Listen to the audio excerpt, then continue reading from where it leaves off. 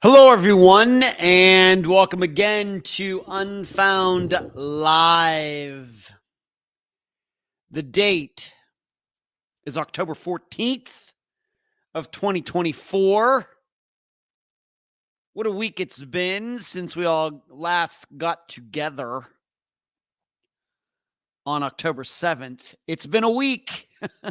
This is like the third week where a lot has gone on, or the second time within 3 weeks where a lot has gone on since the last time we got together. And of course, I will give you my account of what went on last Wednesday into Thursday. And some of you follow me on Facebook, and you know that I posted some videos and made some comments regarding Hurricane Milton that came blazing onto the Gulf Coast last Wednesday night into Thursday morning. It was an experience, I'm here to tell you. As you are watching tonight, I hope you will give this video a thumbs up. If you're not yet a subscriber, please hit the little picture down there in the bottom right-hand corner to subscribe to this channel. Give this video a thumbs up wherever you can do it. If you are listening to this as the Unfound Live podcast that comes out every Tuesday, the day after it plays live here on YouTube and elsewhere, where you get to see me in your podcast app, please give this podcast a thumbs up, 5 stars, whatever you got to do. Write a nice little review. That would help us out. I really appreciate it. If you'd like to contribute in some way monetarily to Unfound, you can see that across the bottom of the screen, patreon.com/Unfound podcast. You can also go to PayPal, paypal.me/Unfound podcast. You can hit the super chat button while you are watching live on YouTube. That's the little green square at the bottom of the chat. And also, if you'd like to join here on YouTube and get some things that other people do not, hit the join button. You have to probably find a computer to do that. I know that button does not show up on some YouTube applications, especially on Apple products. So that's some ways you can support what we do here. And I appreciate all the support that many of you have given Unfound over the last many, many years. As it says, as the title for this live show tonight, I have to discuss an unfound connected murder. I want to get to a big indictment, and then there is what is now nationally known as a freezer story that you just don't hear about every day. And of course, the story is very, very sad. But before we get into all of that, and I have other items that I may get to before we are done at 11 p.m. Eastern tonight. Let's see who is in the chat tonight, who has gotten in here and wants to be a part of the community tonight. Nephew Charles gets in first, as is commonly the case. Karen says, relieved to say Ed is safe and sound. Thank you, Karen. That's very kind. We're going to talk a little bit about that. Hello, Charles. Charlie, going to be seeing you, I think, Charlie, in a few weeks. Looking forward to that. Hazel down there in New Zealand. Good to see you. Mary Jane. Look at you, Mary Jane. As I stated, I really did not post a request for any questions during the show tonight. So if you have any regarding anything that's on your mind, please put it in the chat and I will try to answer it. Hello, Stephanie. Look at you, Lisa. Good to see you.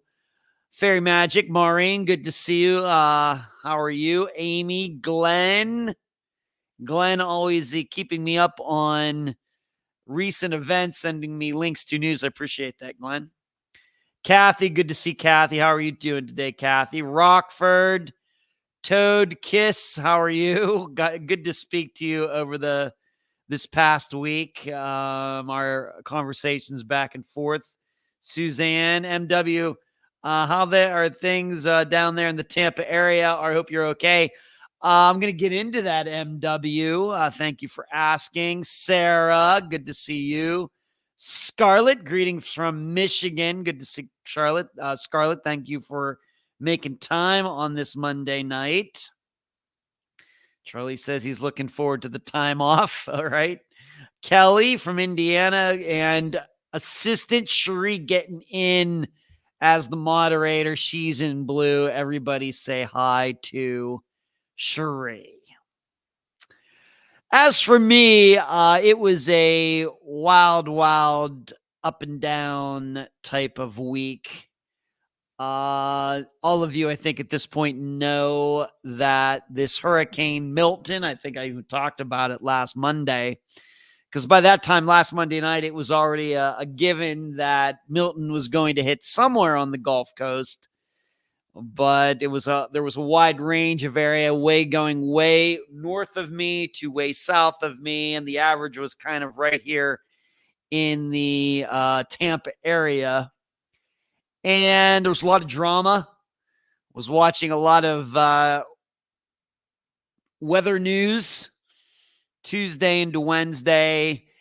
And I will tell you, I pretty much decided even late on Tuesday that this hurricane was probably going to come ashore south of me and even south of Tampa Bay, which was going to be good for everybody although it certainly ended up being a big problem. That the eye of the storm came ashore south of Tampa Bay really saved a lot. And due to the way the hurricanes spin in the northern hemisphere and the way it pushes water and everything, had it come ashore in Tampa Bay or north up of Tampa Bay, the actual water Tampa Bay, if it had come ashore north of that up towards where I am, I don't want to even think how bad it would have been. It would have been not catastrophic. I'm not saying it's not like an asteroid hitting Earth or anything like that, but it would have been pretty bad. Instead, as it got closer to shore, edged a little bit south, more south, and it ended up coming ashore in an area known as Siesta Key down there near Sarasota, which of course was still bad. Luckily, though, the surge was not as bad as predicted. There was a surge. They were predicting a surge of possibly 10 to 12 feet, and it ended up being 5 to 6 feet, like half of that. Why they got that wrong, I don't know. You've already heard me get on my soapbox about weather people, and at some point you start to question really whether this is really a science or not, and are they just all playing it up for the drama and for the attention, and because they know they have a lot of eyeballs on them and everything. I think that from an ethics point of view really needs to be examined. And as a member of the media, maybe I'm just have a higher awareness of this. I'm more alert to this, especially since I live in this area. There could be a lot of things going on there for me personally. That maybe you watching from Michigan or New Zealand or Indiana, it just maybe is not the same for you. But somebody who has lived in this area for 13 years, you start to see patterns, and they're not good patterns. And so the hurricane came ashore on Wednesday night into Thursday morning. Big time winds. Surge was not as bad as they thought it was going to be down there in that Sarasota area. Still bad. I mean, nobody wants to have 5 feet of water come into their their house out there on the beach or anything. And certainly just with Helene just a few weeks ago, we got 2 or 3, 4 feet of surge along this area. And of course, we're still cleaning up from that. And it's just something out here that you cannot even imagine. I was out there today. I went and did a little food shopping and just driving down here. So between the big surge from like almost 3 weeks ago, 2 or 3 feet, of course, I've already talked about that. And then on Wednesday into Thursday morning, you have like 100, 105 mile per hour winds up in this area, just whipping that stuff all around because it's sitting out there. Because, of course, in preparation, who expects you're going to get 2 hurricanes within 3 weeks of each other? Nobody predicts that. Nobody can expect that. And even though there were predictions, but what are you going to do? You have all this stuff. People are going and putting that stuff all out on the curb for the garbage man to take. Well, not all of it got taken. In fact, a lot of it didn't get taken. And a lot of that ended up being flying projectiles on Wednesday night into Thursday morning. Luckily, up in this area, we did not have a lot of stuff sitting out lining the street. But I can tell you, just a quarter mile south of me and then going the whole way down to Madeira Beach, 11 miles away, where I used to live, it did. I mean, just lining the roads. You can't even believe it. It's stunning. Just stuff lining that is what got trashed because of the surge Helene sitting out there when Milton came ashore. And so we avoided the surge part of it, but getting these 100 mile per hour, 105 mile per hour winds up here. There are a lot of things that are, standing not straight up anymore, but sitting sideways. I've noticed a couple light poles that are completely knocked down. A lot of other things blown around. It's just something, it happens. It's been happening all over Florida for a long time. And so I guess here, I guess the Tampa area was due. Surely, though, down there in the Sarasota area, they got hit worse. And they just got hit a couple years ago. There was Eta and there was Ian. That area, like from Sarasota the whole way down to like Naples. And they got much more of a surge than we did up here. And in fact, the way Milton was, where it came ashore, it actually sucked water out of Tampa Bay, not pushed water into it. And it was just a fine line. Had that hurricane come ashore 20 miles north, it would have been the opposite. And I was out there. I mean, I watched it. My building did really, really good. And it certainly reinforced the idea that no matter what kind of hurricane, no matter what, no matter where it's going to hit, I'm not leaving my building. That's what I learned from this hurricane. Because really, although there were issues that happened with this building, not much. I mean, unfortunately, my luck ran out somewhere on Thursday morning. My car was the only one to get hit by some falling roof tiles from the second floor garage. And because of that, I think if it had just been the tiles themselves, I would have been all right. Unfortunately, some of those tiles had a sprinkler head on them. And when the tile came out, it yanked the head off the sprinkler. Now, there was no water or anything, but just the head of the sprinkler that sprays the water. Of course, it's metal. It came down right on the windshield of my car and cracked it. And then I have some dents on my hood, and a windshield wiper got destroyed. And my car was the only one in the entire parking lot that had that happen to it. In fact, my car's sitting in a slot There are cars on both sides of it. Neither of those cars got touched at all. Just my car. So,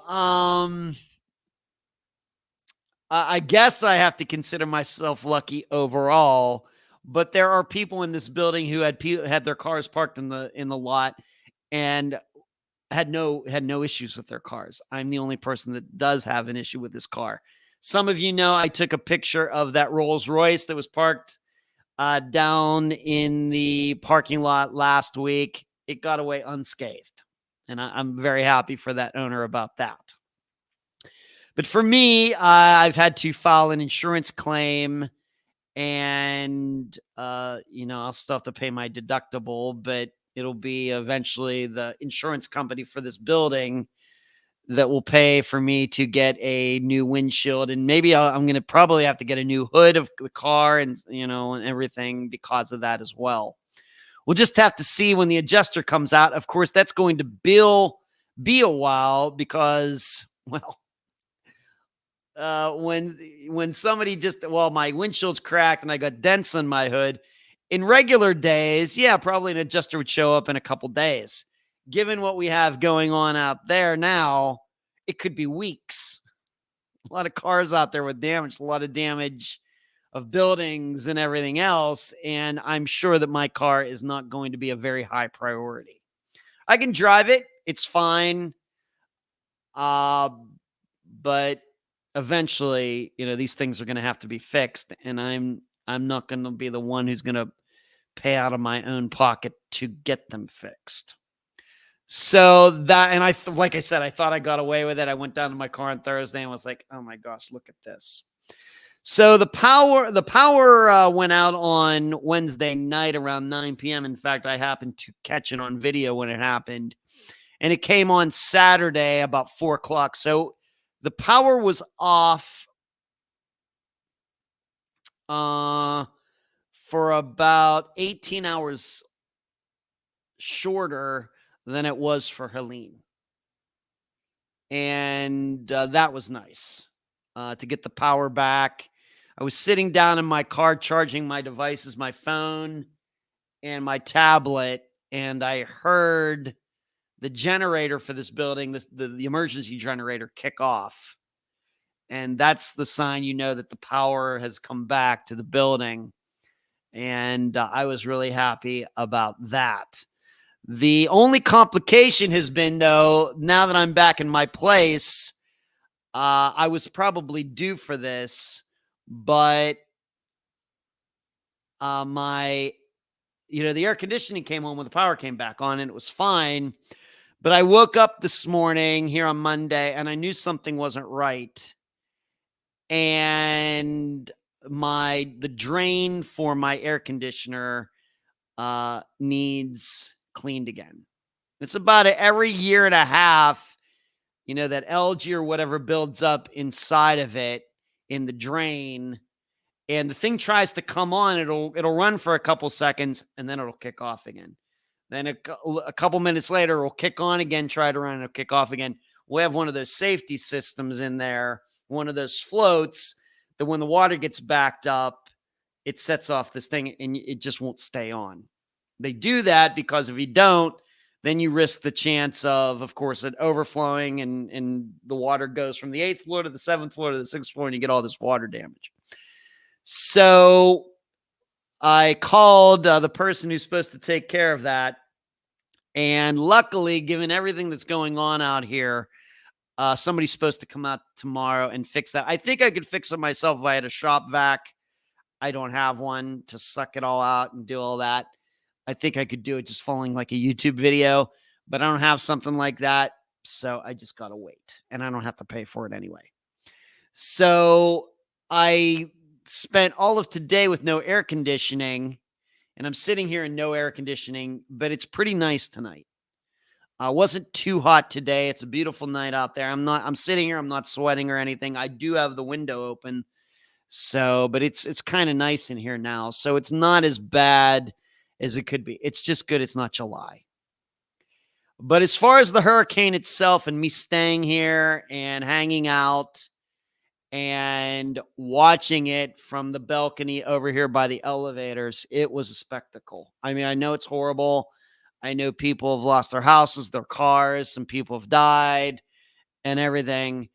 Uh, but I also have to be honest that for a long time, even well before I moved to Florida, I wanted to experience a hurricane. I wanted to experience 100-mile-per-hour winds. I wanted to see what it was like. And I finally got to see what that was like on Wednesday night into Thursday morning. And it was a show. Very horrible show. A lot of people damaged by it, hurt. We did have there's a lot of flood, even though there wasn't any storm surge. We got a lot of rain. There was some flooding. People's houses had water come in, not surge, but even well inland, people's houses got flooded, overflowing creeks and little lakes and things. We had some tornadoes hit down in the central part of Florida, all horrible. But I'm here to tell you that that was something. And I videoed it. Many of you are friends with me. You know, I posted those videos. As with anything like that, the video doesn't quite capture the entire essence of it. And if you've ever heard somebody who's been in a hurricane talking about how the wind sounds like a freight train coming down the tracks, it's exactly like that. I'm serious, when it was blowing and the rain was it was almost just like, not even like droplets of rain. It was almost like turning on your faucet and just having the water come up. That's almost what it was like. That's how the rain was coming down and getting blown around. 100-mile-per-hour winds, 105-mile-per-hour winds. And I would not have been surprised that out of all of this, you would have just had seen a freight train coming right down Gulf Boulevard. That's what it sounded like. Or a jet or something like that just come out of the darkness. That's what it sounded like. And what was weird is the way this building is built. You can go stand out very close to the edge of the building over there, or even on my balcony here, and it's really not that windy. You can stand within feet of those 100-mile-per-hour winds and not really be affected by them that much. It's so weird.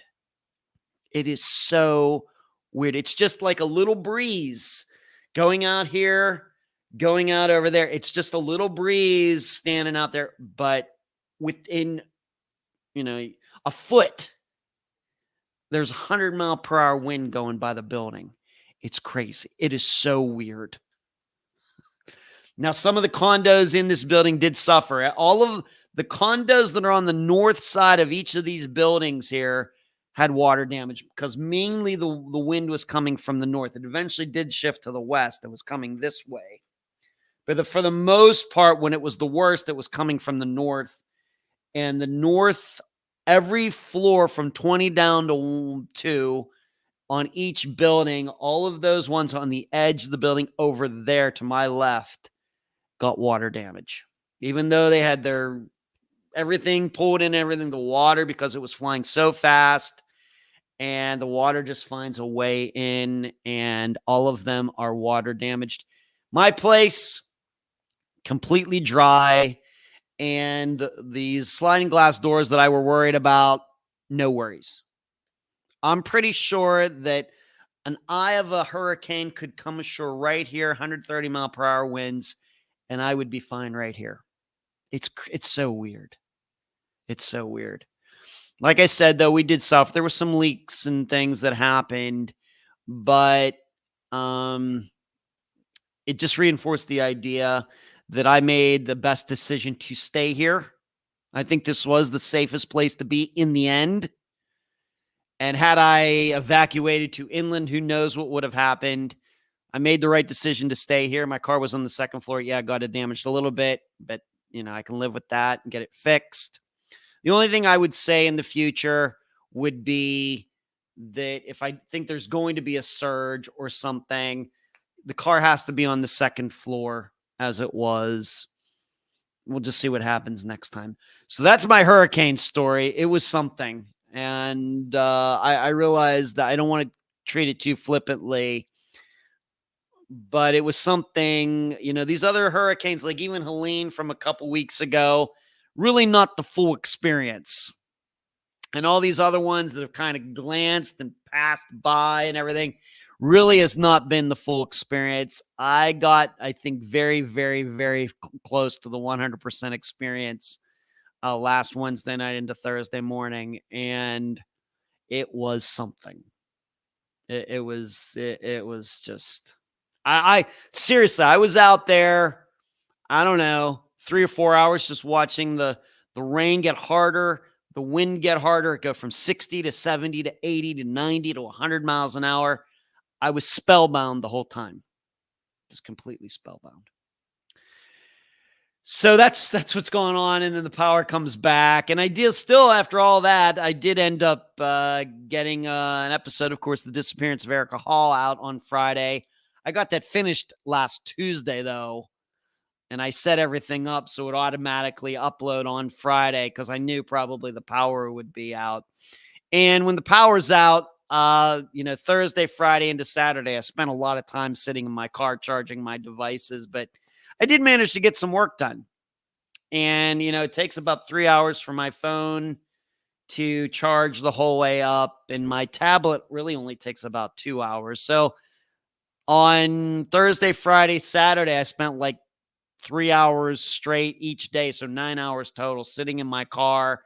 It's idling, air conditioning's on, and I'm doing whatever. So there you go. What's this?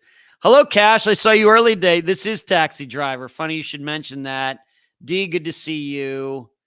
Yeah, Michigan. Everybody's saying hi to each other. It's going back a few minutes now.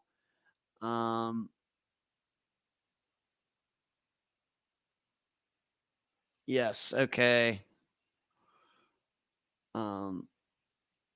Everybody's talking back and forth about the Netherlands, New Zealand, the UK. Hello, Laura. What's going on to you? Tuning in on Facebook. Thank you, Laura. What's going on? Good to see you. Good to see you. Cash says car karma. Yeah, I don't know, Cash. I don't know what to tell you. It's bad luck. I guess I was due. I live a very fortunate life. I guess maybe my car was due to get hit, and everybody else. Like I said, it's really no big deal. It would be no big deal at all if all this other stuff wasn't going on. In fact, like I said, I think by now an adjuster under normal times would have already come out, but it's going to be a while. Charles says no AC in Florida could suck. Hope it gets fixed too. They're coming tomorrow. It's like a 10-minute job, I think. This is probably the 4th time it's happened. Like I said, every about a year and a half, it needs cleaned out. The just gets clogged to the point that it just won't stay on. So we were due. It has nothing to do with the it's just the timing. It has nothing to do with the hurricane. I mean, if they come tomorrow and say, well, your air conditioner's shot, I will be shocked. I guess it's possible, but I will be shocked. Sarah says, oh, what a mess. Cash says nature's a fascinating beast, I guess. Yeah, Cash, crap weather, but no crazy hurricanes to that magnitude. Yeah. Sarah, you are lucky, Ed. Yeah, I guess. Yeah, if I still lived in Madeira Beach, I would have gotten flooded out 3 weeks ago, and I'd be looking for a new place to live, for sure. And like I stated, I lived in Madeira Beach for 7 years. Water got close to my front door once. Since I've left the last 5 years, it's been flooded twice.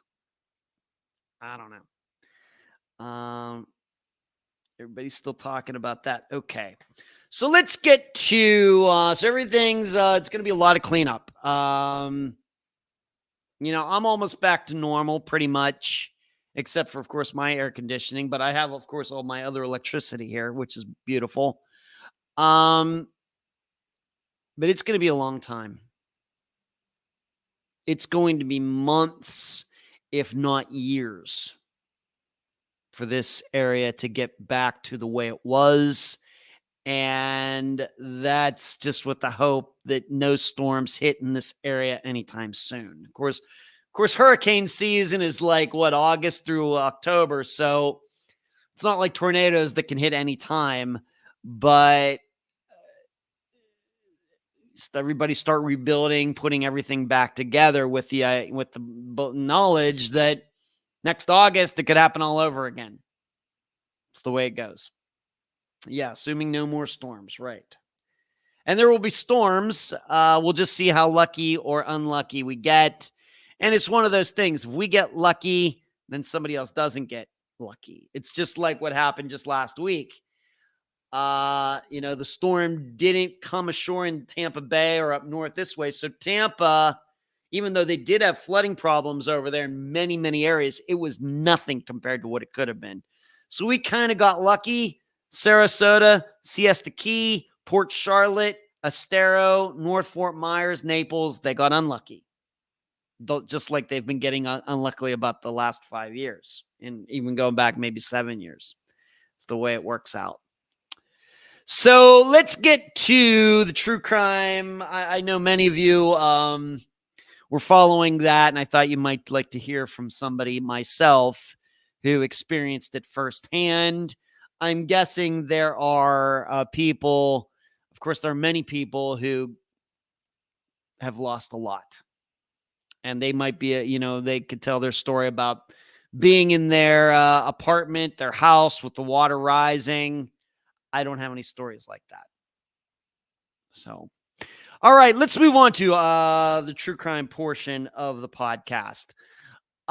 First of all, let's talk about the Erica Hall poll. And this is the episode that came out last Friday. As I explained, that I still don't know what happened. That I first spoke to Ashley way back in 2018. So the disappearance would have been only like 2 years old at the time. And neither she nor I could figure out why she wasn't on the podcast way back then. Don't know. Slipped through the cracks. But I was going back through people that I've spoken to who never appeared on Unfound. I ran across the disappearance. I ran across her name, and I was like, why? I went back through my notes, and because I save everything. And luckily she was up for it, and I do appreciate Ashley appearing on the podcast. The discussion group question, the poll was, did Erica really get into a white Escalade on the day that she disappeared? This is a poll that was posted in the discussion group on Facebook. Almost unanimously, the people who responded in that poll said no. She did not get into the white Escalade, meaning that thinking that story is made up and that Brett and Jordan are not telling the truth about that. That answer does not surprise me at all. As far as the think tank, and if you'd like to be a member of the think tank, go to the link that's right there at the bottom of the screen, patreon.com/Unfound Podcast, and sign up at the $12 a month level or above. And you'll get to be part of a very, very, very elite group of people. We get together on Sunday evenings and discuss the disappearance for that week in depth. We do a lot of theorizing. I ask a lot of questions. I challenge people. I challenge myself. Nobody's right. Nobody's wrong. Everybody gets to express their opinions. A lot of free thinking that goes on there. And it is the only group of its kind concerning disappearances in the entire world. So you want to sign up, patreon.com/Unfound Podcast. And what's really, really good about it is I can then take those ideas, and when I speak to the guest again, I can pass along some of the topics that were covered in the think tank. And of course, that may help the guest in figuring out what to do next. For me, because the power was out, I've still not written the blog for the disappearance of Erica Hall, but both the think tank and myself agree, and we agree with the discussion group, that the white Escalade story just doesn't seem real. Just doesn't. And in fact, in the think tank, I was thinking it, and a couple people and the members of the think tank also expressed the idea. Was this almost a little bit of stereotyping? It's like, what are the odds that the story would be that a white Escalade pulled up and she got in? It wasn't like a blue Impala or a green Taurus or a red minivan. No, it was an Escalade, which, let's just say that Escalades within uh, the culture of drugs and gangs and things has a certain feel to it, almost a stereotype. And what are the odds? It's just so stereotypical that, and then it's white. It just doesn't seem real. It's one of those things where I think if Brett and Jordan had said, you know what, she got picked up by a silver Honda Civic, that to me, I'm not saying I would necessarily believe it, but it sounds more real. That it just happened to be a white Escalade. We was just thinking, well, how cliche is that? And I think that also caused the people in the think tank to really, on top of everything else, really question if that happened at all. Now, I should note, though, something, that Erica Hall's disappearance is a very good example of the reason that I say disappearances are about people. They're not about circumstances. Because surely we have covered disappearances with similar circumstances where men have said that the women in their lives walked out to a vehicle, got in it, and left. That came up eventually in Angela Green's disappearance. It eventually came up in Marianne Hurley's disappearance. Many, many, many. Vanessa Van Oren's disappearance. And yes, in those ones, we usually think the same thing. Those stories are not true. And we usually suspect that the men telling those stories are the people who actually caused the disappearances. Makes all, the statistics say. The big difference, though, but the reason we believe that is because these women live in that home, and they're, if they're gonna, these just don't seem like women who would just go out and jump into somebody's vehicle, and especially would be a vehicle with a person that their husband or boyfriend wouldn't know. Now, what's different with Erica, of course, even though we still, I think, like in the discussion group, the think tank, we still don't believe the white Escalade story. But looking at Erica, certainly the way she lived her life and what you heard her sister say about her, actually, statistically, odds-wise, the odds of her going out and getting into a vehicle of somebody who Brett and Jordan didn't know is much higher. I don't know how high it is. I don't know how high that number goes, the odds go. But being that she was into drugs and she had addiction, we talked about prostitution, that all certainly bumps that up to the idea, well, you know what? She could just walk out and get into somebody's car without telling Brett and Jordan who it was. And this is what I mean. Same circumstances, but you look at these other women and the odds are almost zero that they would do it. Whereas with Erica, the odds are certainly high above zero, but I don't know how high that is. Still, I'm not inclined to believe their story. Like I said, just, it's how convenient is that? So, perfect example. If you've ever wondered, what does that mean by that? What does he mean? Disappearances are about people, not about circumstances. This is what I mean. Similar circumstances, but looking at the people could cause you, doesn't mean it's automatic, but could cause you to come to different conclusions, even though the circumstances are the same. That's what it means. And you really have to look at that person. Would that person do that? So There you go.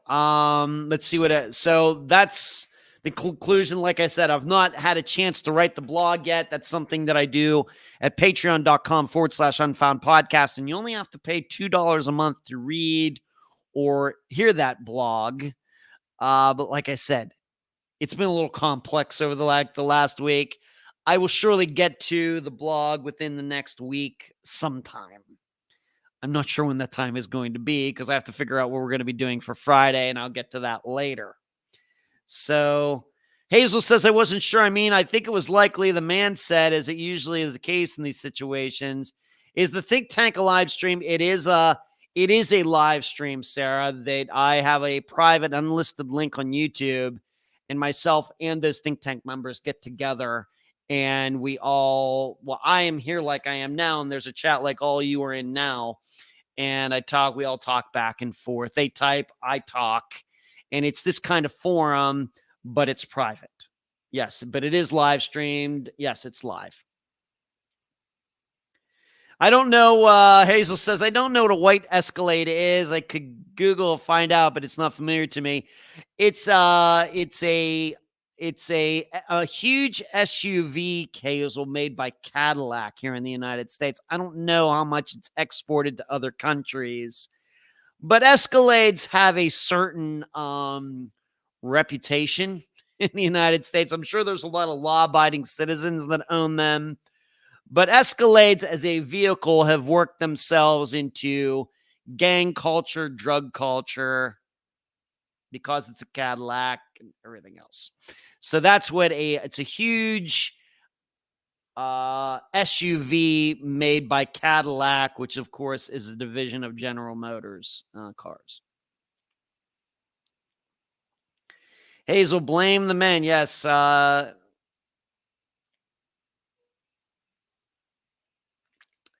Yeah, it's a saying, when a woman disappears and the last person to see her was a man, usually partner, and describes them going off never to be seen again. Yeah.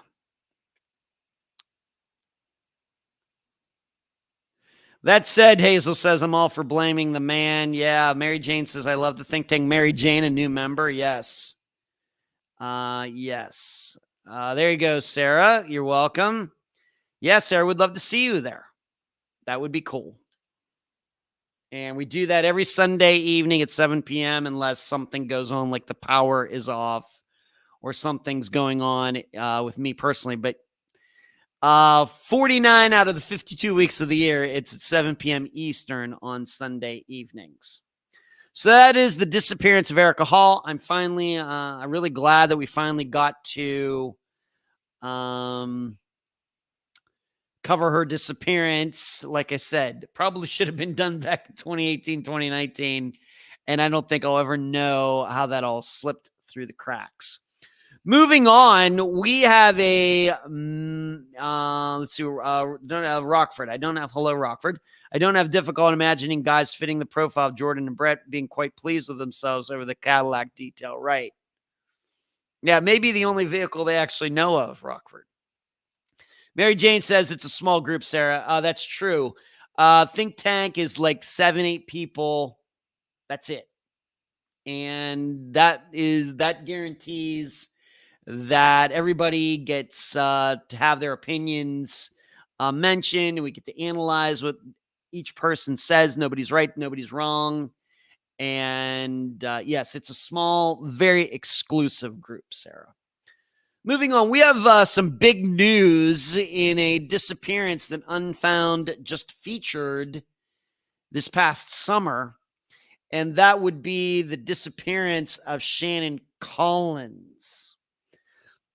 Although his remains have not been found, there have indictments have been brought against his wife and her daughter. Remember, she had a daughter from a previous relationship, and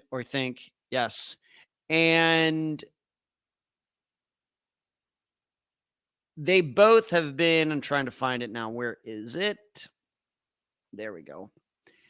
They've both been indicted, and I'm not going to read the entire indictment. I'm just going to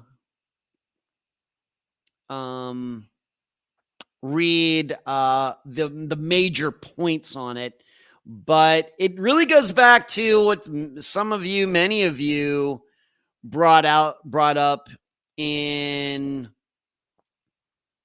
when the episode came out, that it did seem that Shannon goes missing, but his wife continued to collect those VA benefits and never let the VA know that Shannon, at the very least, wasn't around anymore. And they just continued to collect those benefits, which we suspected sounded shady. Well, guess what? The Veterans Administration decided it was shady too. So here we go. Like I said, I'm skipping through to like page 3 of the 9-page indictment. As part of the conspiracy and in furtherance thereof, the co-conspirators took certain actions, including but not limited to: on or about March 12th, Teresa Collins contacted AT&T in an attempt to unlock the cell phone used by Shannon Collins, assigned phone number ending in 9554. We talked about that in the episode. On or about March 13th of 2021, Teresa Collins withdrew $200 in cash from Chambers Bank and purchased a cell phone with cash from a Walmart in Dardanelle, Arkansas, assigned phone number ending in 5106. We also talked about that in the episode. Number 3, from on or about March 13th, 2021 through about November of 2021, Teresa Collins used the cellular phone assigned phone number ending in 5106 to send text messages purportedly from Shannon Collins, including on or about March 13th, 2021, Teresa Collins sent a text message to her home phone from phone number ending in 5106, purportedly from Shannon, so she's pretending to be Shannon. Thank you for talking with me today. I picked up a cheap phone till I get mine back. This is my temporary number. On or about April 16th of 2021, Teresa Collins sent a text message from the phone number ending in 5106, purportedly from Shannon Collins, to her son, falsely representing that Shannon Collins was in a VA program. On or about April 16th, 2021, Teresa Collins sent a text message to her own phone from that phone number ending in 51068, purportedly from Shannon, stating in part, I've not needed to pull anything out of our joint accounts. I know you will spend wisely, so you will be able to keep the bills paid. I trust you and know you want to keep the house for our son, at least until he leaves next year. We will talk more about that later. Misspelled. On or about on May 25th of 2021, Teresa Collins sent a text message to her own phone from the phone number ending in 51068, purportedly from Shannon Collins, in part saying, I'm thinking of signing up for a 2-year contract to work overseas as a contractor. I would be gone the entire 2 years and maybe longer. I plan on leaving the center that I'm at in July. I would leave in August if I'm approved to go. I will leave the money coming into the bank like it is now, but I will keep the contract money so that way we will both be okay. Number 4, on or about April 7th, 2021, Teresa Collins falsely told Shannon Collins' sister that Shannon Collins is working on building his business, so he is traveling a lot. On or about May 15th, 2021, Teresa Collins falsely represented to Shannon Collins' sister, the kids talked to Shannon this week, and I did last week, and that he does text the kids often. On or about July 13th, 2021, Brittany Collins, the daughter, sent a text message to Shannon Collins' sister, falsely confirming that the phone number ending in 9554 is the phone number that Shannon Collins messages from, stating that Shannon Collins has gotten a new phone. So most of this stuff are things that we covered in the episode from the summer. On or about November 30th of 2021, so 6 months after the disappearance, when law enforcement approached Teresa Collins about Shannon Collins' whereabouts, she falsely advised law enforcement that since March 12th, 2021, Shannon Collins had been calling and texting her from the phone number ending in 5106, that Shannon Collins told her that he hitched a ride and accidentally left his cell phone with phone number ending in 9554 in a truck, that he obtained a new phone with a phone number ending in 5106, and that he told her in a phone call that he was working in Mexico.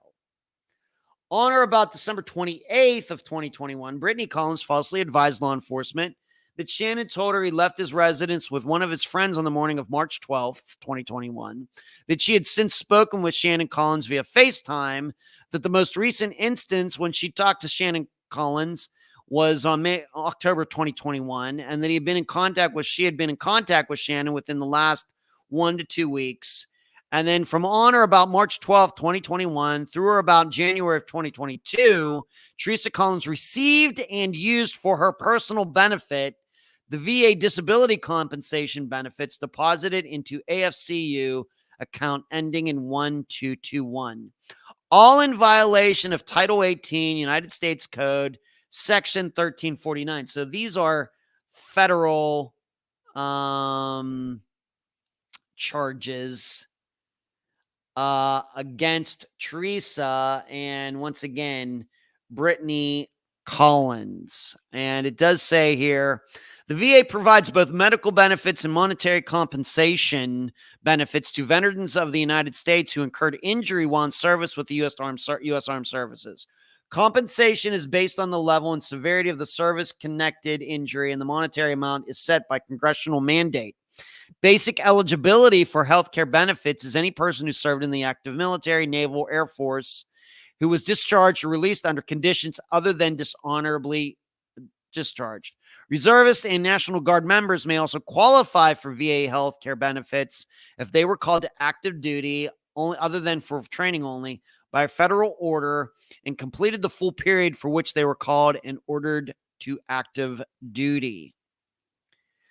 Beginning on or about May 27th of 2015, Shannon Collins began receiving disability compensation from the VA. We talked about that.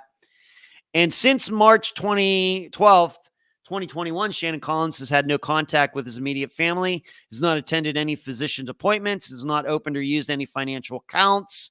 From March 12th, 2021 through December 27th of 2021, a total of roughly $32,000 in VA disability compensation benefits were deposited into the Arkansas Federal Credit Union account ending in 1221, listing an address in Pottsville, Arkansas, located in the Eastern District of Arkansas. The AFCU account was in the name of Shannon Collins and Teresa Collins. Had the VA known, here's the big part, had the VA known that Shannon Collins was deceased, it would not have paid the $32,000 in VA disability compensation benefits to AFCU account ending in 1221. From on or about March 12th, 2021 through January of 2022, the defendants, Teresa Collins and Brittany Collins, voluntarily and intentionally conspired with each other to commit wire fraud.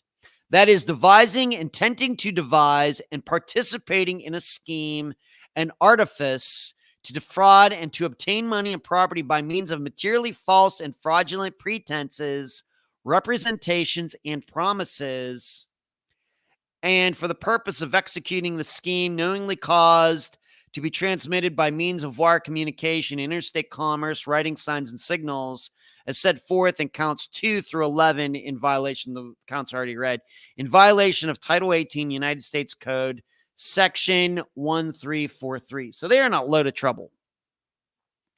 That's what that all means. And like I said, it's this indictment is publicly available. I've only read a small portion of it, and it is now posted in the discussion group on Facebook if all of you'd like to read it on your own from top to bottom. Now, none of this is necessarily a surprise. I guess the only surprise is that I see two surprises here myself.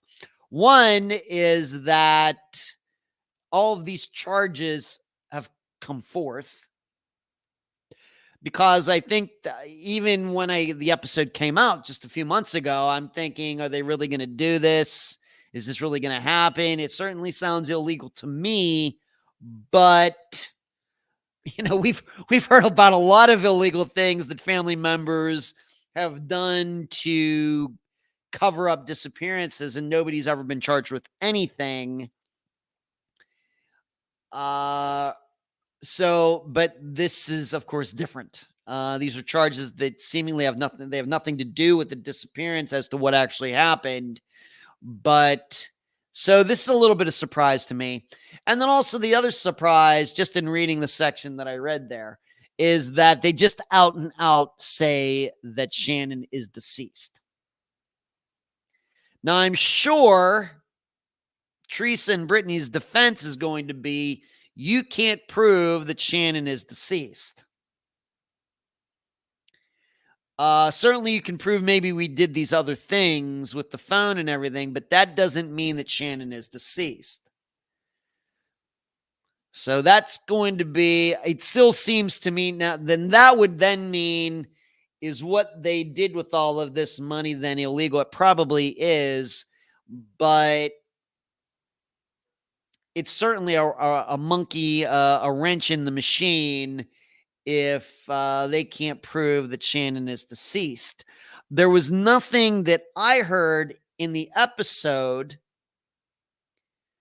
there's certainly circumstantial evidence to think that Shannon's no longer living, but I don't know if there's anything scientific, anything that stands up to hard scrutiny, like, video or forensics or something like that. So this is going to be interesting to see where this goes.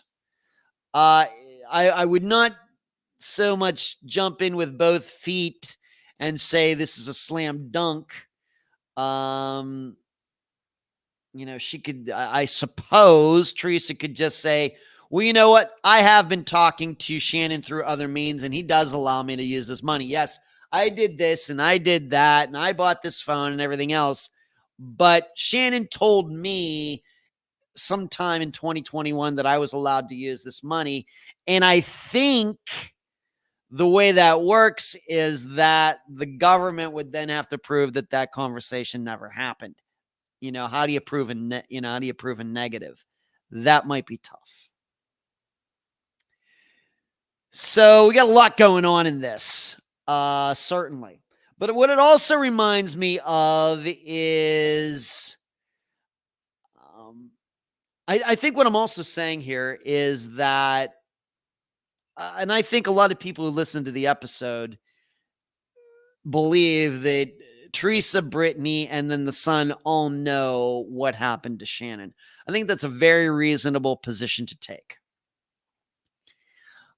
But what I think is that if they had not fooled around with this money, then everybody would still suspect them. But I don't know what anybody could have really done about that. Of course, we have a lot of disappearances that we've featured on Unfound where I think a lot of us would bet a lot of money that we're correct. Now, of course, there are many unfound disappearances that are certainly big mysteries too, that we wouldn't put any money on any particular theory. But I think a lot of people think that those three know what happened to him, but still, certainly circumstantial. And if this money had not come into play here, let's say he wasn't in the military and was not eligible for any of that money, then I think that at least for the time being, these three don't have anything to worry about. I think what I'm saying is this kind of feels like Sherry Papini all over again. I know this is maybe a weird thing, but bear with me for a moment. What is the point that really ended up being the big deal with Sherry Papini's disappearance? What was it? It wasn't that she ran off. It wasn't that she lied to everybody. It wasn't that she went and stayed with that former flame of hers. It wasn't that she concocted all those injuries. And it was none of that. What was it?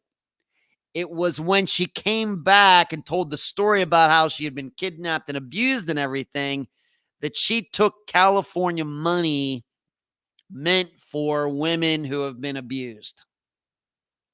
That's the reason she got in all the trouble that she did. And that was that's the big deal. Now, of course, she's having to pay back money for the investigation and all that as well. But from a legal standpoint, that was the point that got Sherry Papini in trouble with the law the most as far as crimes. I mean, we have to remember something. Lying is not necessarily illegal. And of course, women are allowed to run off from their husbands. This is in certain countries in the world. You can certainly do that in the United States. Women do that. Fine by me. I don't care. They can go run off and go be with their old boyfriends again. That's not illegal. But when you come back and you say that you got kidnapped and then you take state money meant for a certain disadvantaged group of people, that's when the problems start. And that's what comes to mind when I think about what's going on here. I think that if they don't mess around with this money, then I have to say I don't know if the three of them. Of course, I hope that if they did kill Shannon, they're convicted of that, but that's not, of course, what this indictment's about. But I guess what I'm saying is by doing funny stuff with this money makes it more likely, probably, that they will eventually get caught for the disappearance of Shannon. I think that's where the long explanation to finally get to that. That's the way I'm thinking about this right now.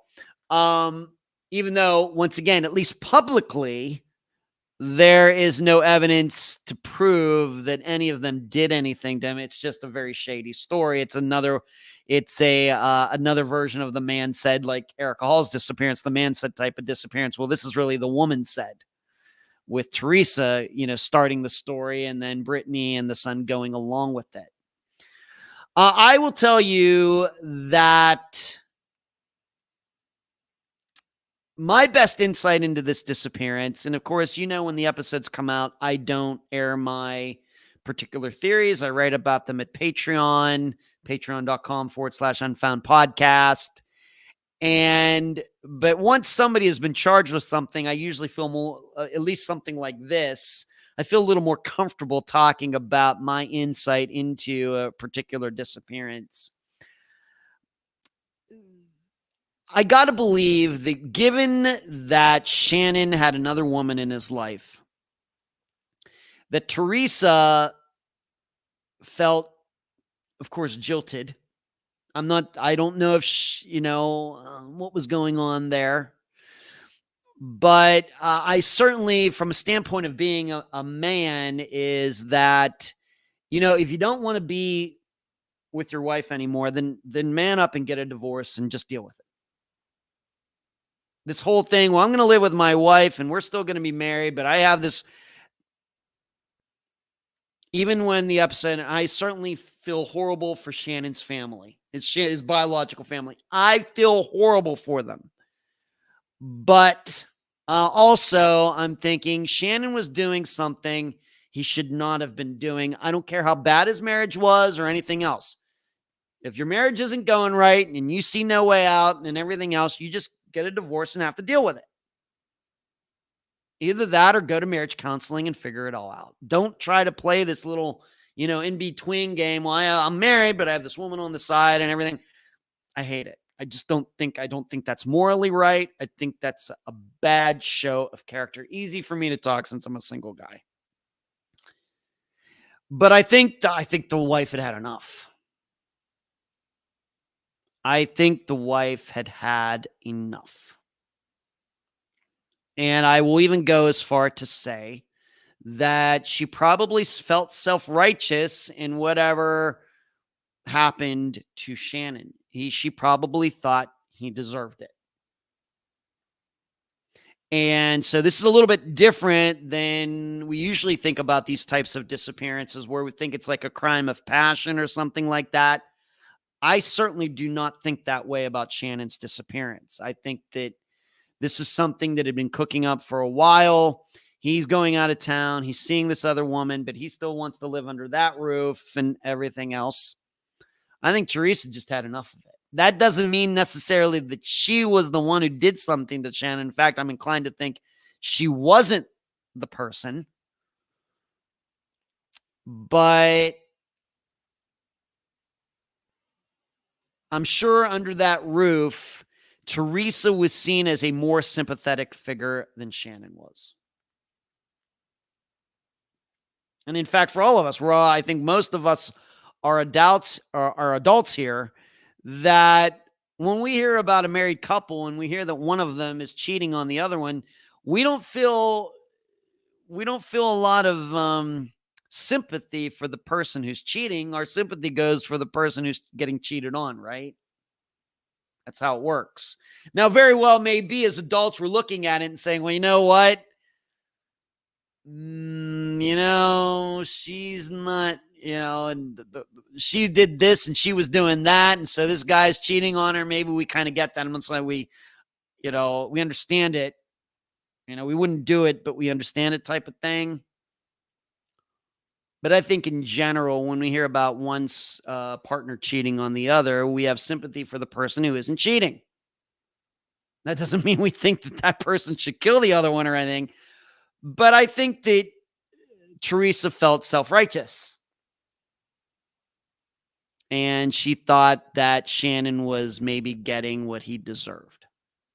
And that she thought that because of this, she's entitled to this money and everything else. As Hazel's saying, I'm not sympathetic. Granted, now that Shannon's gone, of course not.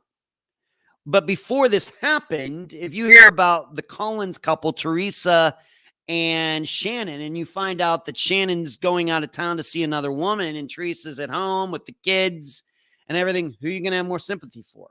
Teresa. Let's just admit it. That doesn't mean we side with her if she killed him. But so trouble for them. And Charlotte's in here. Hello, Charlotte. What's going on? I'm just getting to you now, Charlotte. It's been like 16 minutes. Charlotte, what's going on? Good to see you. Sarah says it's a very fishy story. Searching. Hazel says interesting development for sure. I thought they had done something illegal for sure. It certainly has. That's what the charges say, Charlotte. I guess a jury will decide that. They can prove she used the phone purporting to be Shannon, so that's conspiracy. It certainly is. I agree. Without the money fraud, they would have gotten home and dry. Agree, get you every time. Yeah. Hello, Jersey Ann. What's going on with you? Hazel, I do hope they get punished for sure. Do not disappear anyone's friends, FFS. Talk or walk away, gets confuddling, but different folks. Cash says, Hazel, Shannon was afraid for his life. He could see it coming, but yeah, he should have left. Shannon may very well have underestimated the people living under the same roof where he was living. Yeah, Hazel can't justify murder. I'm not sympathetic toward her. Yep. Often the delay in split is because of joint assets. That plays a huge part in slowing the official split. Well, to hear from the episode, what did Shannon say? Well, I'm going to wait until our son graduates from college or high school, and then I'll get a divorce. Well, his disappearance happened in March.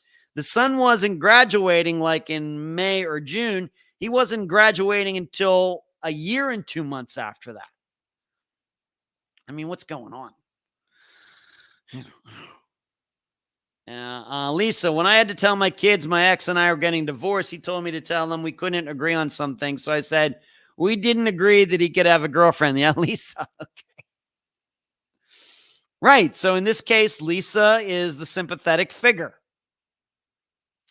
But Lisa, I can guarantee you, if your ex had disappeared and you were a suspect, we would not be sympathetic towards you. It's a sweet, underserved, deserving person getting cheated on, then I'd feel very bad. But I thought Teresa was a bitch to him, according to his family. Well, what are they going to say? It very well may be the situation. All I know is Married men out there, if you don't like your marriage, just go out and get a divorce. Don't start swinging for the next vine until you've let go of the one you're swinging on. All right, don't do that. That's bad. I realize that a lot of people, both, all genders do that. It's a bad idea. It's not right. Okay, it's not good. It's not right. It's not morally right. Don't do it.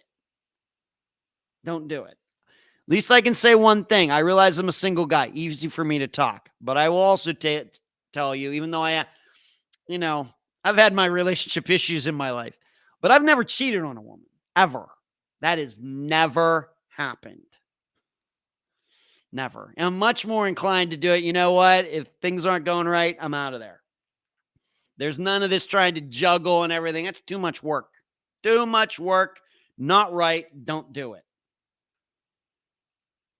Don't do it. So there you go. Shannon Collins. I will say, just in general, I think this does maybe bring us a little closer to maybe a resolution in this. The problem is that, if they murdered Shannon, they got together and did that. Of course, that's a worse crime than what they're talking about here. So they can't even get a break. So, but I still think that this is going to open up.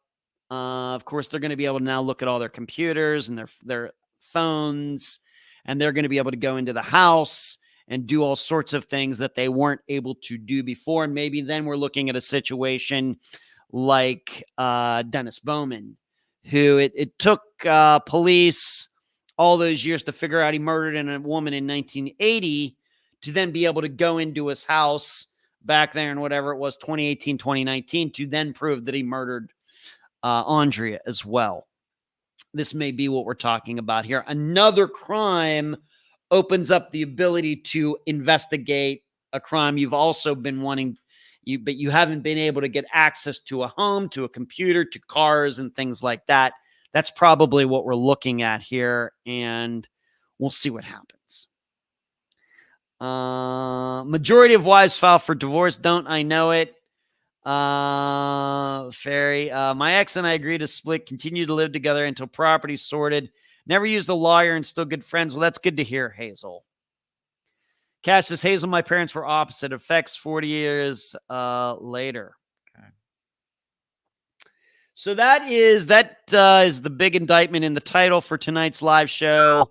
A big indictment. That is what I'm talking about. So I'm now going to go to an unfound connected murder. So what am I talking about here? This is brand new news. This just came out within the last couple of days, kind of like that indictment story. And this has to do with this is absolutely connected to the disappearance of Tiffany Johnson. Remember that disappearance? I think we might have featured that way back in 2019. I think it's 2019. It's been a while.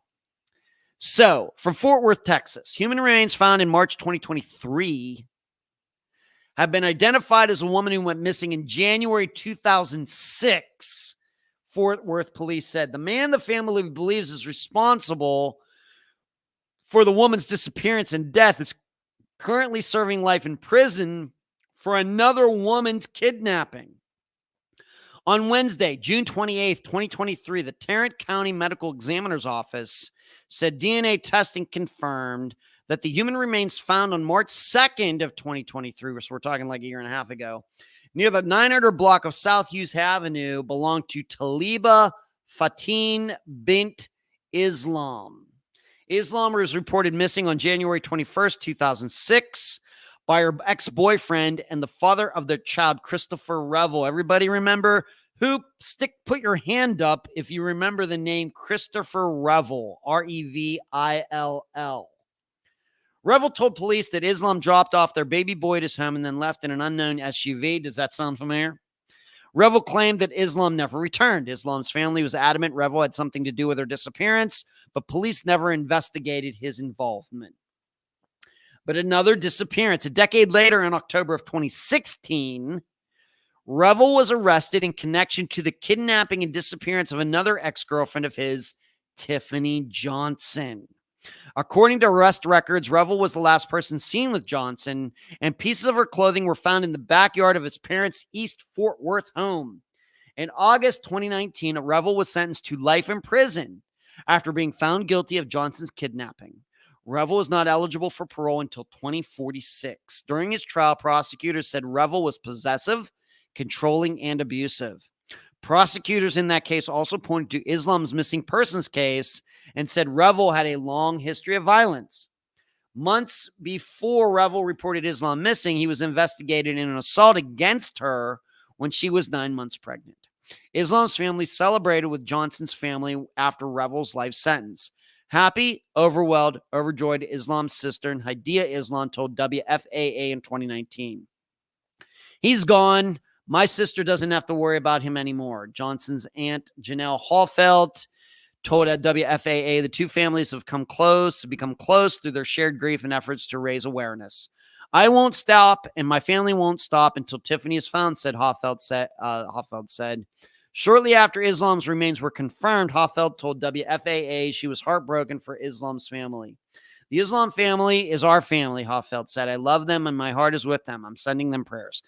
FWPD, Fort Worth Police Department, says the investigation into Islam's case is ongoing. Johnson's body has never been found. In my heart, she's still out there, and we will find her and get the help she may need, Hallfeld said. So we actually talked about this during that episode whenever it came out. I guess maybe 5 years ago now. It seems like yesterday. But I think it was Tiffany's sister who was the guest. And we talked about Taliba and how here Tiffany was dating this Christopher Revel guy, and that he had caused another woman's disappearance like 10 years before that. Although at this point, it's unclear to me. I can't remember whether Tiffany knew that Christopher knew Taliba Islam or not. I can't remember that. I'm sure that was covered in the episode. I can't remember. But the big thing about Tiffany's disappearance is that I call it the quickest disappearance. It has set Unfound's record for the quickest disappearance that we've ever featured. What do I mean by that? Of course, there's the very popular cliche out there. Well, the first 48 hours of a crime are the most important. That's just marketing. That's just a TV show. It's great. It's great for marketing. It's great to say that to people. But I think that we've shown over the last 8 years on Unfound is that 48 hours is too long. And in fact, 24 hours is too long. And in fact, 12 hours is too long. On and on and on and on down. And how have we shown this? Well, with Tiffany Johnson. If you don't remember, Tiffany Johnson was in a relationship with Christopher Revel. And they had broken up. Of course, he was ticked off about it. And he came over to the apartment complex where Tiffany lived. And she and he were having an argument right out there and like amongst the apartment buildings. And Tiffany's brother was a witness to it. Why? Well, he was a little worried about what was going on here. He knew Christopher's reputation. I don't know if he knew about Taliba Islam or not.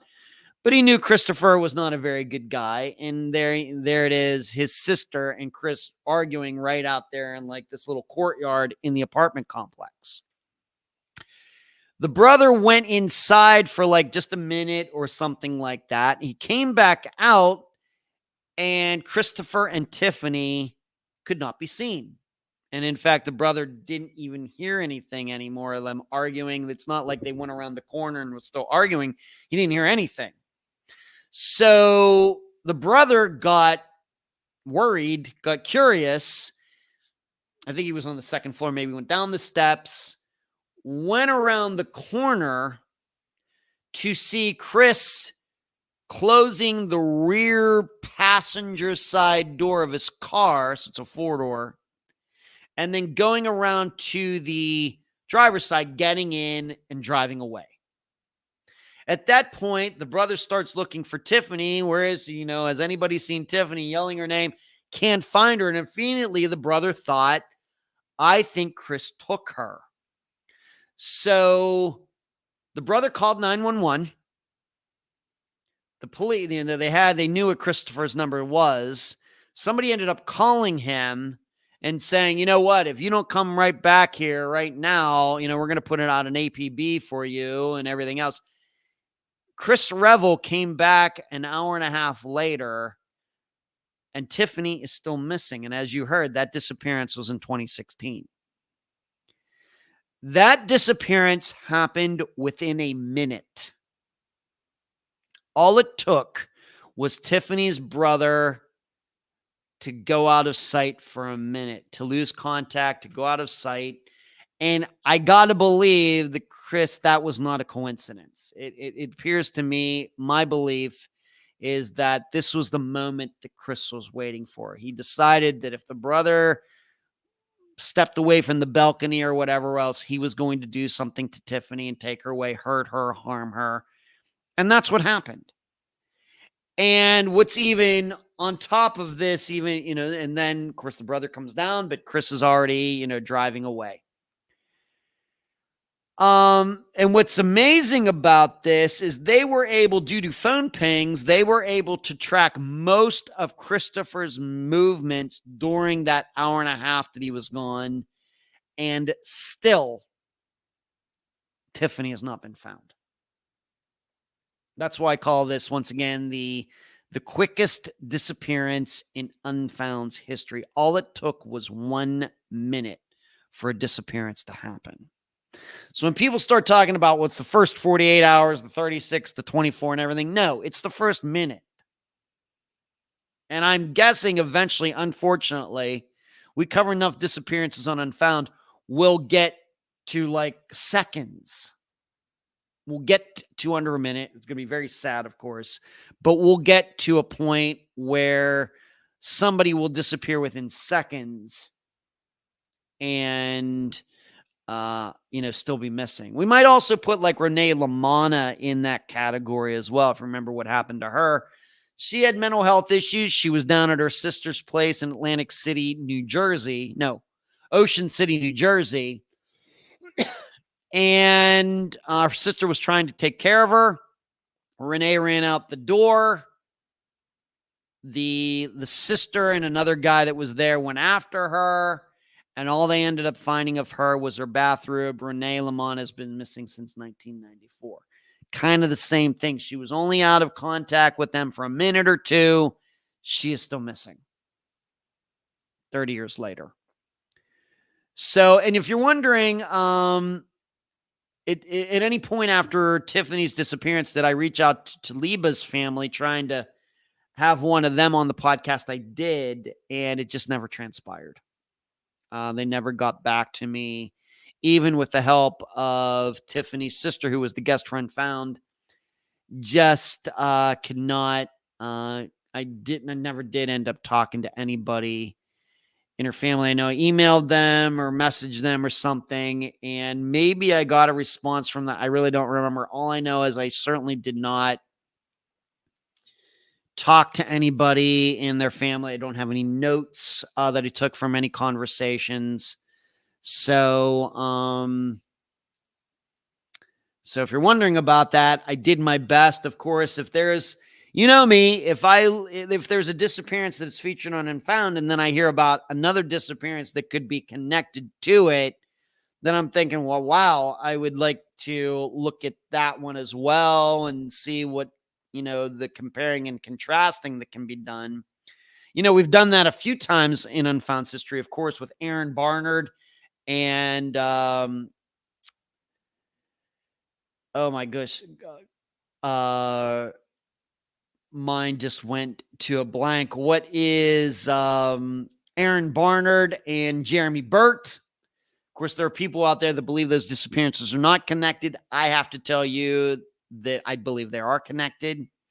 And then back in, 2022, we had the disappearances of Jacqueline Cooper and Mary Watkins, who surely their disappearances were caused by the same guy.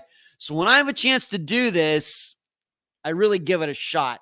Just was not able to make it happen with Taliba Islam and, the Christopher Revel connection between the two of them. It was Tiffany's aunt. Thank you, Laura. Wasn't her sister, was her aunt. Okay, thank you. Let's see here. New news yesterday, April. Taliba, oh my God, Taliba Islam. Yeah, remains are found. I don't know. It's very new news. I don't know how her remains were found. I don't know the location in contrast to where she was last seen. And I don't know the location compared to where Christopher was riding around after Tiffany when he caused Tiffany's disappearance. I will tell you that I remember thinking this back at the time, that if one of them gets found, the remains get found, then I think both of them remains would be found. So I have to think that, given what was this address again, it was in the article. Let me go back up here again. It sounds to me like they were discovered by accident. 900 block of South Hughes Avenue.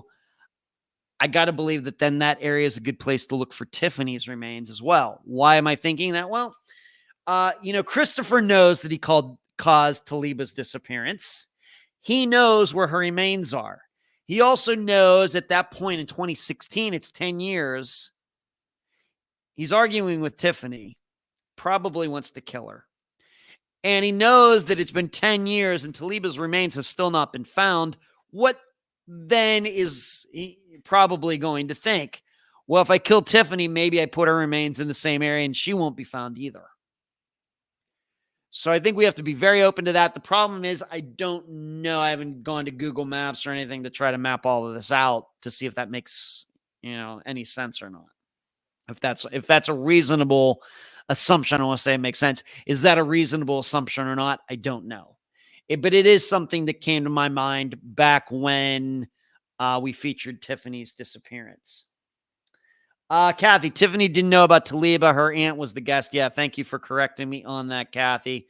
Podcast September 2019. September 2019 was a spectacular month, the way I remember it. Although, of course, that was a lot of things went on that month.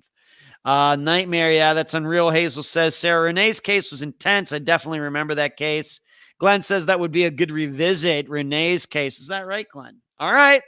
I'll consider it. Don't want to foreshadow anything for this Friday. But thank you, Glenn. Laura, it was Tiffany's aunt on the podcast. Thank you once again for correcting me. I thought it was her sister, but I knew it was a family member. That's fine too. So Taliba Islam has been found. It sounds like she was found by accident. And I really believe that they should look around in that area for Tiffany. If it is in the area where the pings were for Chris that same evening when he was riding around for that hour and a half before he finally came back. And as you heard, he was eventually charged. Even though Tiffany's still missing, he was charged and convicted for kidnapping. He was not charged and convicted for her death. Only for her kidnapping, even though he's in jail till 2046. So there you go. Kathy, Taliba was found in Fort Worth. Tiffany went missing in Euless, 18 miles from Fort Worth. All right. So maybe that's not seeming reasonable then to me, Kathy, but okay. The thing is, he, depending on the phone pings and everything, he could have driven 18 miles back and forth in an hour and a half easily, right, Kathy? Like I said, I don't know if I'm going to have time to do this anytime soon, but it's something maybe one of you wants to look into that and get back to me on it. That would be cool. I think that's interesting. I think that's productive. Most importantly, I think that's productive. So there you go. One more thing before I continue, I need to give a shout out to John Lorden, friend of Unfound. More than one of you has contacted me saying that he mentioned myself and Unfound on a recent episode of his show regarding Elisa Robertson. That's, of course, the disappearance we featured just even more recently than Shannon Collins is. And so I thank John for that. John and I don't write back and forth very much, and I haven't talked to him. I don't think I've actually spoken to him, hearing his voice, him hearing my voice, probably since I interviewed him. Remember, I interviewed John Lorden a few years ago, if you remember that, for an episode. That has to be like 3 or 4 years ago now, just getting into his background and everything. And so I appreciate him mentioning me. And of course, as you know, his name does come up once in a while on this live show. Of course, it depends on what we're talking about, but I do mention him. I wouldn't even say it's maybe once in a month, but I'm going to guess that his name has come up at least a couple times this year, at least on the live show. I don't know if I've ever mentioned him on any podcast episode, though. I'm not sure about that. But John featured Elisa's disappearance recently and gave a shout out to Unfound. Was it a coincidence that I featured her disappearance and then he did? I'm guessing so. I think that's just the way things happened. That's the way they go sometimes. Now, you should know, once again, a shout out to John, that he did invite me to join him in going. There's going to be, of course, unless Jason is found in the meantime, there's going to be a candlelight vigil for Jason Landry in Texas in December. I'm guessing on the anniversary of his disappearance. And I think that John, at least he gave me the impression, of course, I don't want to lock John into anything here, but I think John Lorden is going. And he invited me to, do we want to, go, attend this together or something like that. And I told him it's a very gracious offer. Thank you very much. The thing is, when it gets to like December, there's a very good chance at that point that I'll be on the verge, at least if at the very least on the verge of going to Pennsylvania to see my dad for Christmas and everything. So I really don't like to make any commitments to things. Me, I'm one of these people. I don't make commitments to a lot of things of showing up and everything. But here's what I'll tell you. If I say I'm going to be there, I'll be there. I don't make a lot of promises generally in that area because, but if I say I'm going to be somewhere, I will be there. And so I just really can't make that commitment. And so it's very, it would have been cool to hang out and everything. It's just, I start thinking, well, it's getting your Christmas and everything. And it just, to me, starts to get a little complicated already. And in fact, if you remember, that's kind of what happened last year, where, of course, the TV show that ended up coming out in August, they did all that filming right before Christmas. And what happened? I went from here to Colorado, and then they graciously paid for my flight from Colorado to Pittsburgh so I could go hang out with my dad for a few weeks for Christmas. So that's the only way that ended up working. But I guess there's going to be a candlelight vigil. It sounds to me like John Lorden's going to be there. Maybe some other true crime hosts or other people are going to be there. I don't know. And I don't think that John lives in Texas. So I think it's cool that he's going. It's just like I said, I can't make that kind of commitment to something like that. Hazel says Chris could definitely drive that distance in the meantime. Kathy says in about 90 minutes, Chris had to have help. All right, Kathy. Was Jason found? He wasn't found, Sarah. No, he's still missing. And what is that going to be? Is it going to be let me think about this. I think it's going to be what, the 2-year anniversary? It's not the Did he disappear? I think he disappeared in 2020. No, not 20. It wasn't 2022 either. 2020. Maybe it was 2022 he went missing, right? I get so confused. Maybe it's 2021. One of you will have to look that up. But it's coming up on one of those anniversaries. It's at least the 2-year anniversary. And so they're having that there. And so I thank John, and I appreciate John inviting me. It's just I don't like to say I'm going to go and then not be able to follow through because of travel arrangements and things like that. All right, let's move on to this. This then is our freezer story. He went missing in 2020, so it's going to be 4 years. So that was during COVID that he went missing. Now I remember. Yeah, thank you, Kathy. He went missing December 2020. I did the Unfound Now episode on him in January.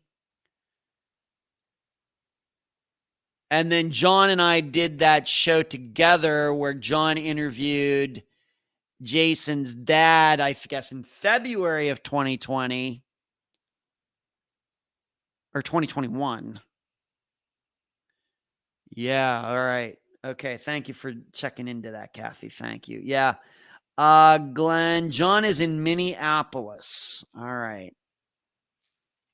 This is Minneapolis, California. Okay. I don't think I knew that. I just remember him talking about California when I interviewed him. He was also involved in like film entertainment stuff like I was, although we never crossed paths. And so I was thinking it was California, but then I thinking maybe that's not right either. Derek says, I live in the Pittsburgh area as well. Well, hello, Derek. Where are you from in the Pittsburgh area? You got to let me know what Pittsburgh area are you talking about? Hazel, I just watched another podcast about Jason last night. Okay. So Ferry's saying John lives. So two of you say he lives in Minneapolis, and Ferry's saying he lives in California. Now I'm really confused because those are definitely two different states. He moved from LA. Kathy says he moved from LA to Minnesota. You did. Okay. Okay. Didn't know that. Amanda Overstreet, a Colorado girl whose body parts were discovered in a freezer earlier this year, was identified Friday, according to police. The Mesa County Sheriff's Office announced that Amanda Lyriel Overstreet was found to be the girl whose head and hands were found inside a freezer in January. Overstreet had not been seen or heard from since April 2005 through the office, though the office said it had no record of her being reported as missing. She was the biological daughter of the home's previous owners. The body parts were found when the owners of the home, which had been recently sold when the body parts were found, attempted to give away the freezer. The sheriff's office noted in a Facebook post that the current owners were completely unrelated to the case. The house was purchased, fully remodeled, and sold to the current owner. I got so many questions about this. Let me see here. Derek, I live south of Pittsburgh in the Mon Valley. Okay, I know where. So down there near Kennywood, Derek? I have a friend in Etna that I visit often. Yes, we covered a disappearance from the Etna area. Kayleen Oling, whose remains were found last year. Derek, maybe you know about that. I have a brother who, I guess, although not in the Mon Valley area, I have a brother, Michael, who lives in the Carnegie area, like near Presto, going down 79, 279 down in that area, Derek. That's where my brother Michael lives. Well, always good to hear from another Western PA person. Good to see you, Derek. So once again, Amanda Overstreet, hands and head found in this freezer. Now I understand that she lived with her grandmother, and then the grandmother got sick, and she went back to live with her biological parents. And it seems that she was murdered there. Maybe by her own biological mother.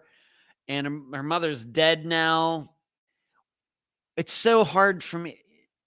They just left those parts in the freezer to be found.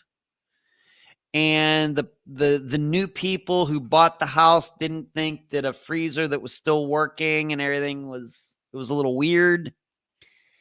And it's just from the Ferry says from the South Hills in Butler County. Yes, that's where you're from, Fairy Magic. Maybe you've told me that and I forgot that. I will look up that disappearance. Finleyville, PA, off Toll Road 43. Okay, another weird freezer story, Hazel says. Yes, okay, thank you, Derek. Yeah, Kaylee Noling, father was the guest. Remains were found over there, like in the Morningside area, kind of that area of Pittsburgh, near the Allegheny River. Probably foul play. Just so weird. Why would you only put the hands and head in the freezer? What happened to the rest of it? It's all very sad. It's horrible. You just talk about this as you're talking about the weather, but it's hard to understand. But as I have here in my notes, this is why we can't use common sense for this stuff. And I realize that those two words slip out of my mouth once in a while, and it's more like cliche. It's really not actually what I'm thinking in my head. I'm thinking more along the lines of statistics. You know me, I think more along the lines of statistics and history and everything, not along the lines of common sense, because I continue to say there's so many disappearances that we've featured that don't make any sense. That doesn't mean they can't happen. And when seemingly a murderer, even if it's a girl's own mother, leaves body parts in a freezer for somebody else to find, even if she did die, I don't think it was a sudden death. Why are they there at all? Why leave it in a place where somebody could happen upon them? It's, like I said, hard to understand. It doesn't make any sense, but it happened. And that's why I continue to tell all of you that probably putting your common sense to the side when looking at disappearances is probably a good idea. And instead, you should tap into what you know about disappearances, about the history of them, about what you've heard on Unfound, what you've read on your own, whether on NamUs or the Charlie Project, whatever. It's much better to rely on that information than trying to rely on what you think you know about the world and how people, are allegedly act in a logical manner and everything else. You could just throw that all out. It's just not relevant. You have to be able to tap into what has actually happened previously, not what you think is most logical, because none of this is logical. None of it. None of it. Of course, an example, I should probably have a list printed out of like 100 different examples and Unfounds, just of the last 8 years of Unfound covering disappearances. I should have a list. But the one that, at least in 2024, has been popping into my mind the most is Evelyn Piper. I continue to say it over and over and over. It makes no sense that she called her daughter and said, yeah, I'm going to Israel to get married. Evelyn wasn't in a relationship with anybody and she didn't have a passport, but she told her daughter she was flying to Israel to get married. And I don't even think Evelyn was Jewish. Makes no sense, but it happened.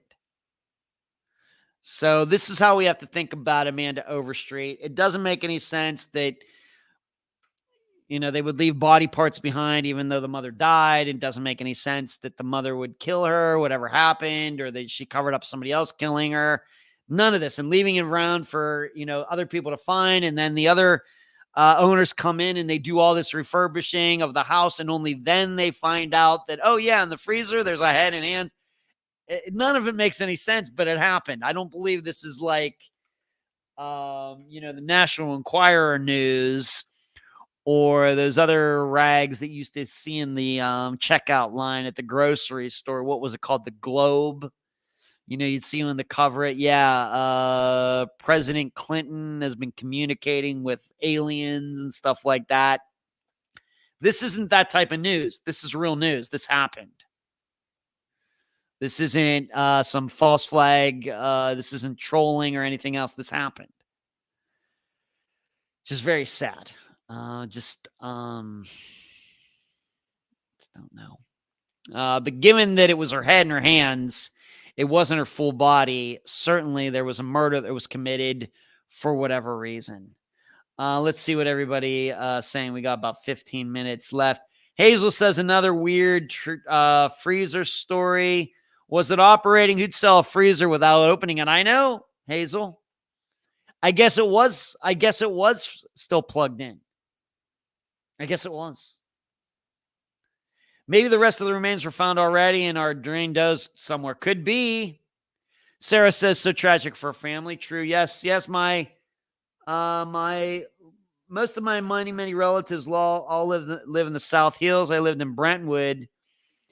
Moved to Slippery Rock, our family home, West Water Street near Sheets. I know where that is. I've been in that Sheets very many times. My dad goes in that Sheets all the time. Of course, my father went to Slippery Rock University, and in fact, he was just there this past weekend for the football game. I know I've been all over that area, Ferry. Rockford, fortunately, we don't have a large sample size of cases in which body parts were found in freezers from which to draw. Yeah, I guess that is unfortunate, Rockford, or fortunate. I don't know if it's I guess unfortunate for study purposes, fortunate for less violence purposes.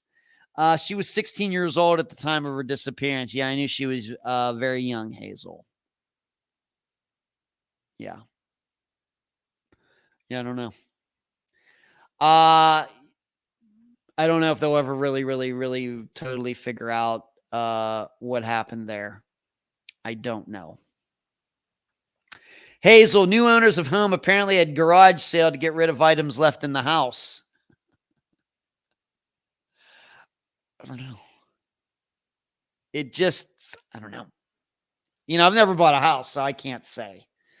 But when I moved into this condo, I eventually did look in the freezer of the refrigerator. Now, it's not this freezer. That refrigerator that was in here when I moved in here ended up dying.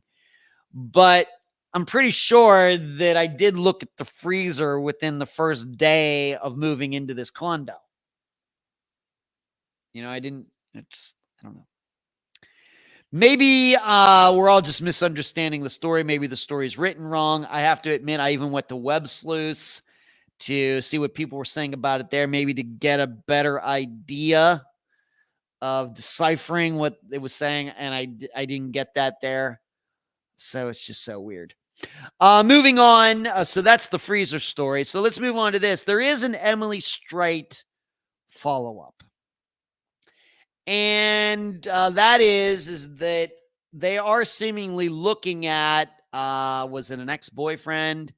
And they even have his name out there, so I think I can say it. Steve Fultz, Fults. And they are looking at him for maybe being the cause of her disappearance and then her death. That's about all I was able to find out about it.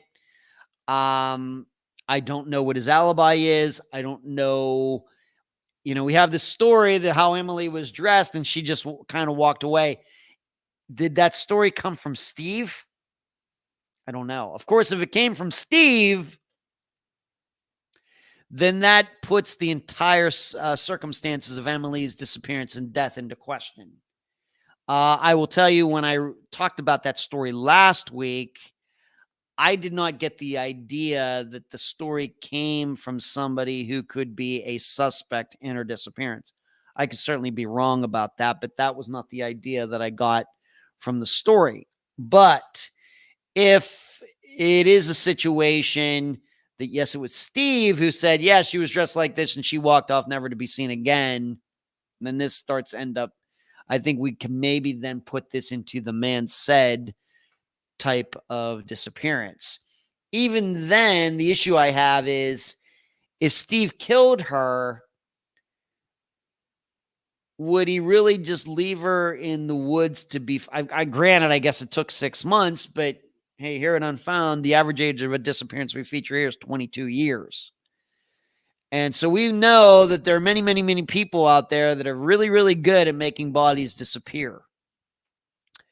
And so if he killed her, would he just leave her in the woods to be found? Whereas I think what we usually think about these situations is that, in this type of situation, when it's like, it's not stranger on stranger crime, it's partner on partner crime. I think we're more likely to think it's like an Andrea Bowman situation or a Zoe Campos situation where holes are dug and dirt's thrown, the body's thrown there and then concrete's laid down. That's usually what happens with partner on partner crime. When it's stranger on stranger crime, I think, my perception is it's much more likely that the dead body will just be left somewhere because, once again, if it's a stranger, of course, there's going to be forensics, but it's more likely that a stranger will just leave the victim out there somewhere. That's my perception. I don't know if there are any facts to support that. So that's where I am on this. I don't even know if we're supposed to. It's just something that's been thrown out there. It's a headline of a news story in the area where Emily lived and where she went missing. And I just find it maybe unusual that if he killed her, would he just leave her out in the woods? Because it doesn't sound like there was a hole dug or anything. That whoever did come across her body was just kind of there. So if Steve did this, did he carry her to that spot and say, oh, this seems like a good spot. There you go. It seems unlikely. So I have to admit, even if you've seen the headlines, well, they got a person of interest and everything, I don't know what to think right at this point. My mind certainly could be changed if I found out that he was the last person to see her. And then we have to think about pointing the finger at him, I guess. So that's that story. I thought I better follow up on that. Mentioned it last week, and no person of interest had been mentioned when I talked about the story last week. But that's how quickly a week can change things, especially when we start talking about something like this person's of interest. And of course, here in the Florida area, we had another hurricane here since this time last week. So a lot can happen in a week. One more article, piece of news that caught my attention was this story about long-haul truckers. Serial killers could be working as long-haul truckers in the United States. And I guess it's kind of funny or darkly humorous, is that I looked at the title of the article and I said, before I read not even one word in the article, I thought to myself, this sounds like somebody who's trying to sell a book. And you know what? I was right. There is a former FBI agent. His name is Frank Figliuzzi, Figliuzzi. That is a name, Frank. He's a former assistant director of the FBI who spent 25 years with the agency. He released a book this year on the subject, Long Haul, Hunting the Highway Serial Killers. Now, I realize, and you should know that at one point the FBI did have a task force regarding this, just so you know. But this is a popular topic, as you can imagine. A lot of people out there do have these beliefs that, all these murders that get unsolved could be being done by a bunch of long-haul truckers in the United States, just pulling into these rest stops, picking up women who are usually prostitutes and then going on the road and killing them and leaving them somewhere. It's certainly possible that we have some sort of thing going on. And certainly we know there are truck drivers who have killed people, of course. Did not Gary Ridgway, the Green River Killer, did he not work? I don't think he maybe was a truck driver. Didn't he work at a place that worked on 18-wheelers or something like that? So I get that this does happen. Truck drivers can kill people too, murder people. But to me, this is still a theory that's looking for facts. And the reason I point this out, it even comes out in the article. Would you believe that? Yeah, Gary Ridgway, Hazel. Would you believe, at least according to this article, let me go up and see the specific place in the article, that, by the way, there were between 300 and 500,000 long-haul truckers. It seems like they'd be able to narrow it down more than in that range. 300 to 500,000 long-haul truckers in the United States. Would you believe that there are only 25 long-haul truckers in prison for multiple murders? That's it. There are a total of 25. That's it. In a country of 330 million with almost 500,000 long-haul truckers, there are only 25 long-haul truckers in jail for multiple murders. Now, if you're wondering how many people are in general are in jail in the United States, it's 1.2 million. So long-haul truckers make up only 0.002% of the prison population. And here's what I think I know. I bet there are more teachers in jail for murder than there are long-haul truckers. I bet there are more police officers in jail for murders than long-haul truckers. I bet there are more plumbers in jail for murder than long-haul truckers. Now, maybe it's because maybe they can get away with it easier. Long-haul truckers, being they're moving all over the place, certainly could be.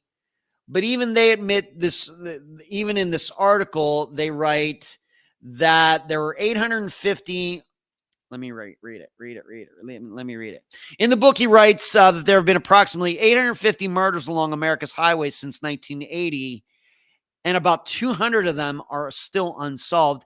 Well, guess what? That's a pretty good number. I know that sounds horrible, but that means 650 of those murders were solved. That's like 3/4. Do you know what the average closing rate on murders in the United States is for homicide? About 50%.